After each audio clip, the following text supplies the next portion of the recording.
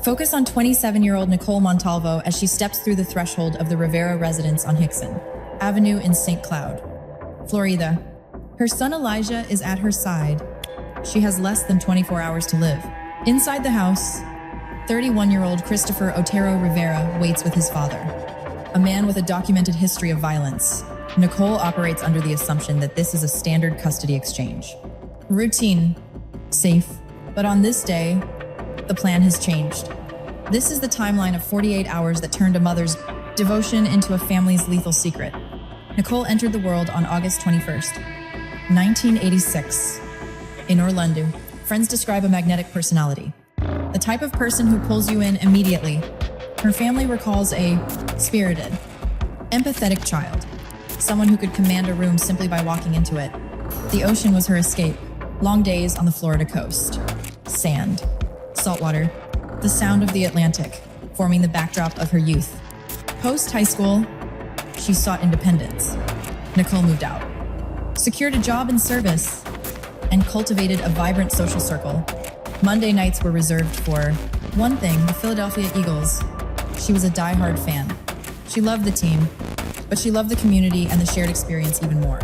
Yet, behind the social butterfly exterior, Nicole had specific goals: stability, a partner, a home built on affection rather than isolation. The modern dating landscape proved difficult. Nicole navigated several failed connections before Christopher Otero-Rivera entered the picture. The connection was instant. High voltage chemistry. The honeymoon phase, where red flags often look like passion. Christopher's parents embraced Nicole, bringing her into the fold. For a brief window, life appeared ideal. Marriage followed. Then the birth of Elijah. He was the anchor, the innocent center of their world. If we look closer, however, the dynamic was shifting, rotting from the inside out. Domestic violence is rarely instantaneous. It is a slow creep. Christopher's aggression escalated. First came the insults, then the physical trauma. Nicole was left battered and intimidated. By 2018, the environment was critical. Nicole made the dangerous choice to leave. She took Elijah. She got out.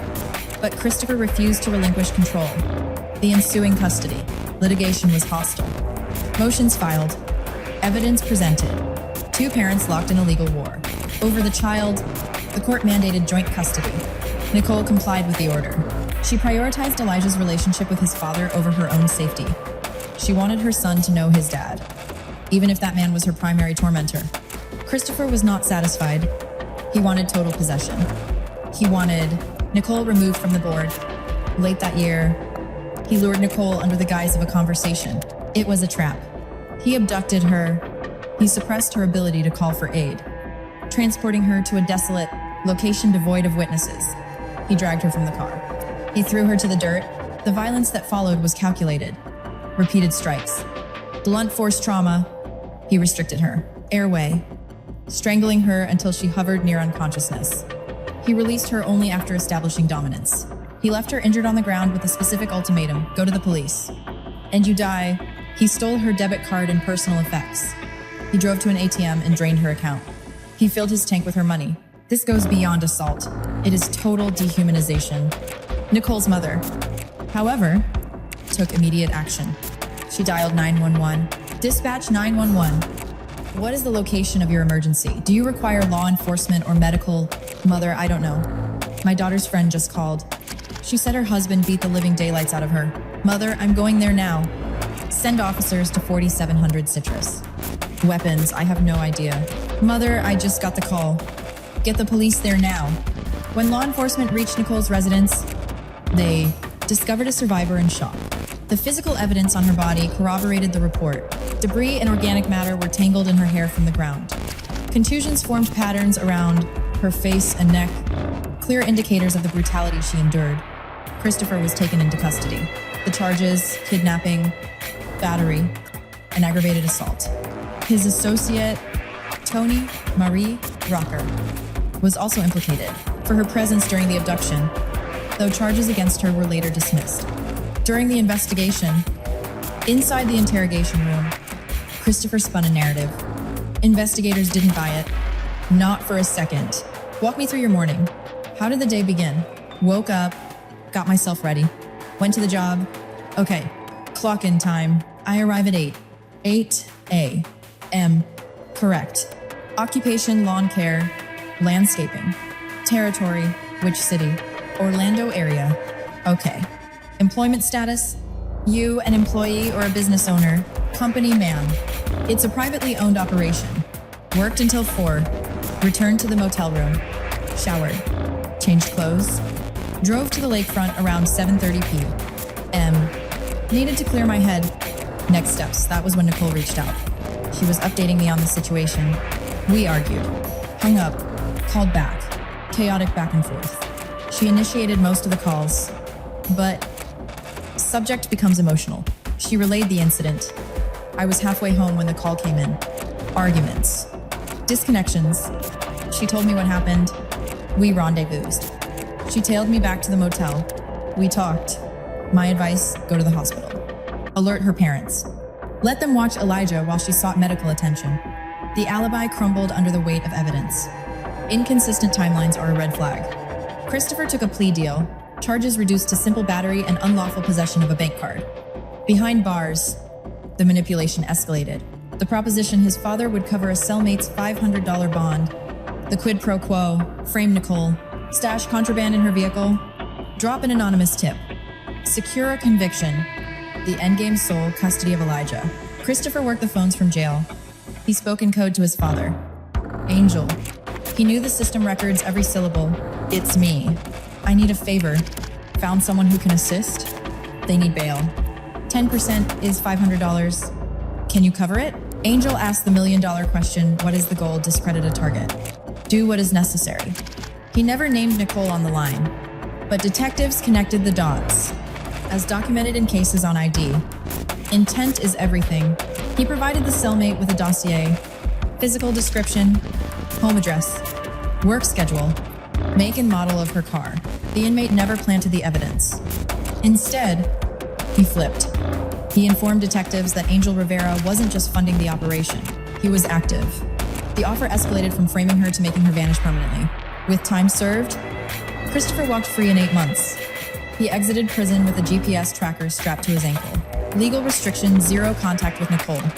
Communication was limited to a court-sanctioned app strictly for custody logistics. Nicole finally exhaled. The toxicity was in the rearview. New employment, her wonderful son, optimism returned. She remained oblivious to the prison plot. However, she told a confidant Christopher was breaching her social media. He hunted for leverage. Anything to weaponize in family court. She made a chilling prediction. Christopher and Angel wanted Elijah, and they would cross any line to secure him. February 2019, Nicole filed for divorce. Tension was palpable, but the exchanges remained civil. Handoffs happened without drama. Until Monday, October 21st, 2019, Nicole drove to the Rivera residence on Hixon Avenue in St. Cloud. Christopher lived there with his parents. Routine procedure. She had done this 100 times without incident. She guided Elijah to the door, handed him to his grandparents, turned to leave. That was the last verified sighting. The plan: retrieve Elijah from Harmony Community School the next afternoon. She never arrived. This was uncharacteristic. Her son was her priority. Red flag number 1. School officials dialed her number. Straight to voicemail. Angel eventually collected the boy. By sunset, panic set in. Inestimables no dokum/relation is ever iten. Friends and family filed a missing persons report. Silence for hours. They prayed for a mundane reason. Flat tire. Late shift. Lost phone, but instinct told a darker story. They feared Christopher's volatility had finally boiled over. The tension snapped. Christopher wasn't a stranger to law enforcement. His file was thick with reports of domestic violence. That history made him the prime suspect from day one. Investigators lacked physical evidence of foul play initially. Yet, the signs were ominous. The first red flag: Nicole's Honda Accord sat empty on the roadside. Abandoned. This discovery happened hours after she vanished. When detectives sat down with Christopher and his parents, the story was uniform. They insisted Nicole dropped off Elijah and drove away immediately. Angel, Christopher's father, produced a digital alibi. He claimed Nicole texted him regarding school pickup. The message read strangely. It was full of regret. It asked Angel and his wife, Wanda, to take the boy for a few days. This is common in staged disappearances, creating a narrative of voluntary departure. So sorry. I made a mistake. Please take care of my son. I need time to figure this out. A friend is helping me. Tell him I love him. The message came from Nicole's device, but detectives weren't buying it. Obtaining a subpoena allows law enforcement to pinpoint device location. The digital footprint told a different story. The phone was pinging directly on the Rivera estate long after she supposedly drove off. Then, the signal vanished, powered down, or destroyed. This creates a logic gap. If Nicole left the Rivera compound, why is her device still there? It didn't add up. As covered in investigative reports like Final Moments, the timeline began to solidify.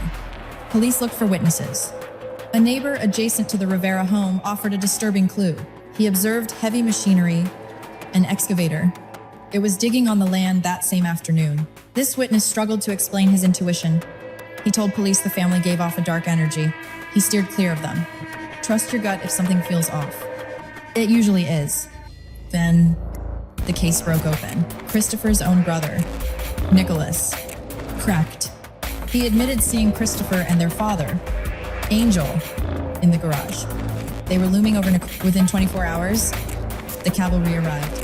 12 investigators, deputies, forensics teams, cadaver dogs swept the grounds. Pumps drained the local pond to sift through the silt. The water yielded nothing, but eyes turned to a patch of disturbed earth on the acreage's edge. October 25th, 2019, 4 days post-disappearance. Osceola County investigator Emily Sita picked up a trail. Fresh tire impressions led to a dilapidated trailer. It was camouflaged with brush and branches. As Seda moved in, the environment changed. Blowflies swarmed. The air grew heavy with the specific metallic scent of death. She shifted the debris. Beneath it lay human remains. Moments later, another discovery, a gold hoop earring, identical to Nicole's jewelry. The search expanded to the Hixon Avenue lot. Additional remains surfaced there. On land also deeded to the Riveras, the biological evidence went to the lab. Technicians in Deerfield Beach ran the profile against Nicole's parents. The result was expected, a match. Furthermore, Christopher was wearing a court-ordered tracker. The GPS log placed him at the exact coordinates of the burial sites, right after Nicole vanished. The working theory motive was custody. He wanted the son. He ended Nicole's life to get him. Then, he attempted to erase her existence. He utilized the rented excavator to scatter evidence across counties. Authorities believed Angel Rivera wasn't just a bystander. He was likely an active participant in the disposal and the cover-up. Osceola County Sheriff Russ Gibson stepped before the cameras. The mood was grim. He briefed the press. He described the recovery site as the most horrific scene he had encountered in over 30 years of service. When a body is compromised this severely, determining the precise cause of death becomes impossible. The destruction was total.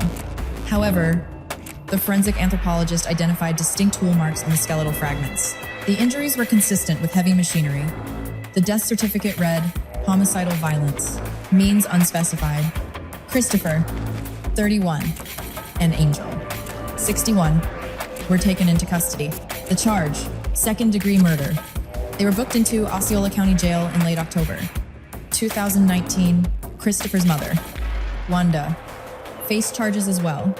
Providing false information to law enforcement, tampering with evidence. She bonded out. Those charges didn't stick. The outcome for the child, Elia, was heartbreaking. Mother gone, father and grandparents behind bars. Nicole's parents took custody. They describe Elijah as resilient. Despite the trauma, he is surviving. The state felt the evidence was overwhelming. They had the digital footprint, the remains. But State Attorney Aramis Ayala hesitated. She went public with her concerns. Sheriff Russ Gibson faced immediate backlash for moving too fast. Critics argued the arrest was premature. The prosecution simply didn't have the cards yet. This case became a media firestorm. And here is the twist. Christopher and Angel nearly walked free. A missed indictment deadline threatened to release them. A technicality. Fortunately, the legal system corrected itself. Both stayed behind bars. Christopher and Angel lawyer up. Separate counsel. Not guilty pleas entered. Then the alliance fractures. The finger-pointing begins. Angel plays the medical card. Chest pains. Difficulty breathing. A trip to the hospital ensues. But look closer at his return to jail. He pens a letter to his wife, Wanda. Investigators intercept it immediately. The contents, calculated. Angel claims certainty that someone helped Christopher end Nicole's life. He admits to the disposal. But here is the deflection. He claims total ignorance of the accomplice's identity. Who could do such a thing? He feigns shock. The letter implies Christopher faces hard time. Analysis suggests Angel knew this mail was monitored. This wasn't a confession. It was a strategy. Shift the blame. Bury the son to save the father. Spring 2021. The trial begins. 18 months of silence had passed. A high-profile spectacle. Christopher and Angel's lives hung in the balance. The facts were undeniable. Nicole's remains were recovered on 2 separate properties, both owned by the Rivera family. Christopher's defense, circumstantial. Presence of remains doesn't prove the act of murder. They painted a picture of the father. Angel Rivera, the tyrant, the man who ruled with an iron fist and orchestrated the incident. Defense attorneys attacked the timeline. They suggested the incident occurred elsewhere. Their theory Nicole was moved. Buried on the property later, they argued the forensics didn't match the garage scene. Nicholas claimed to see the body there, but physical evidence was scarce. Meanwhile, the state built their motive: custody, control.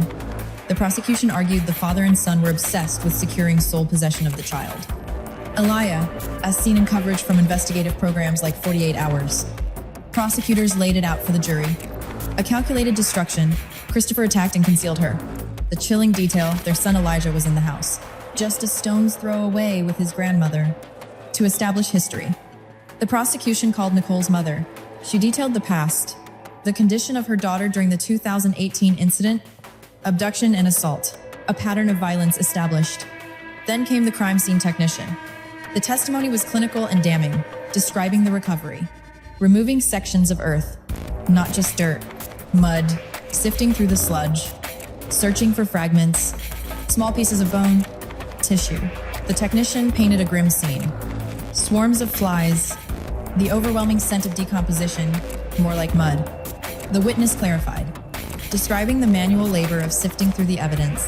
The prosecution asked for the timeline. Was this a one-day job? Multiple days. The technician confirmed. 3 separate days on the property. Then the medical examiner took the stand.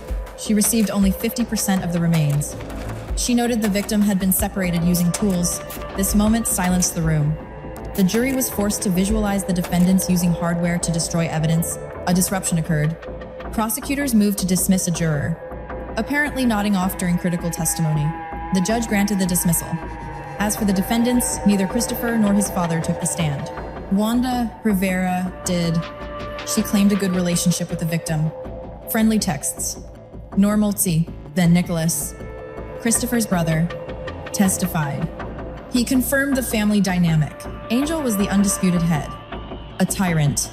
However, Nicholas's testimony on the stand shifted. It was softer than his initial police interviews. Less damning. Why the change? Analysis suggests intimidation. In the presence of his father, the witness seemed fearful. Closing arguments. Prosecutor Ryan Williams hammered the facts. Guilt was the only logical conclusion. Motive. Opportunity. Disposal.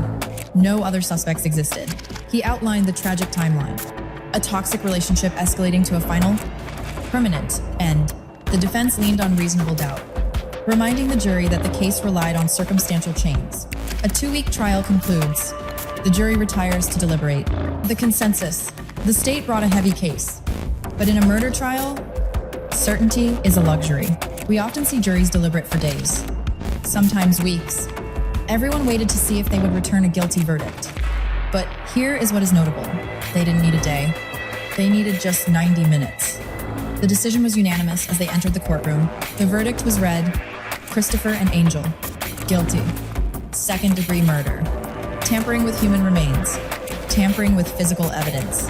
Following the verdict, Prosecutor Ryan Williams acknowledged Nicole's family. He praised their dignity and composure throughout a disturbing trial. Williams then turned to the judge. His request was absolute. Life sentences for both defendants. No possibility of parole. As Williams stated, if any 2 men deserved to spend their remaining days behind bars for such a heinous crime, it was Christopher and Angel Otero-Rivera.